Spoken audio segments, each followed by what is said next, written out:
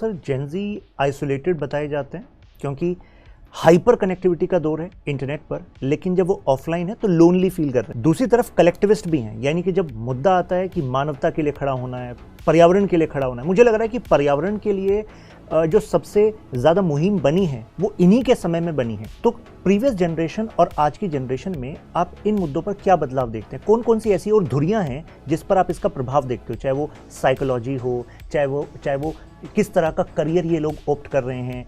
Parents जिसको सफलता का पैमाना मानते थे, आज की ये जनरेशन शायद उस पैमाने को रिजेक्ट भी कर रही है। ऐसा इसलिए है कि मैं और आप इस पीढ़ी को उस नजरिए से देखना चाहते हैं, उस चश्मे से देखना चाहते हैं जो हमारे पास सही है। हमारे पास का चश्मा वह चश्मा है जिसमें हम मानकर चलते हैं कि व्यक्ति का जो रियल जीवन है, जो असल जीवन है वो ऑफलाइन है, और जो ऑनलाइन जीवन है वो रियल जीवन का कोई रेप्लिका भर है, कोई सेकेंडरी चीज है, पार्ट भर है।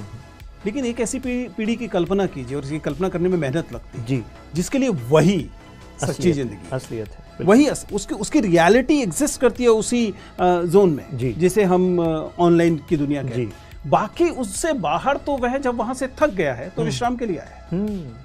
तो उसका जो रियल वर्ल्ड है वो मेटा वर्ल्ड है, मेटावर्स है, और वो उसी जगह की उपलब्धियों को दरअसल उपलब्धि मानता है और बाकी चीज को उस जिंदगी की तैयारी मानता है। जैसे एनवायरमेंट की बात की, एनवायरमेंट का सवाल भारत के व्यक्ति के लिए लगभग वैसा हो गया जैसे यूरोप के व्यक्ति के लिए हो गया। इसलिए अगर यूरोप में गेटा कुछ करती है या ब्राजील में कोई करता है या फिर लद्दाख में सोनम वांगचुक कुछ करते हैं, तो उससे ये लोग प्रभावित सीधे हो सकते हैं, और इस वजह से वो उन कंसर्न्स में खड़े हुए दिखाई देते हैं। कभी कभी हमें ये हाइपर एक्टिविस्ट दिखाई देते हैं।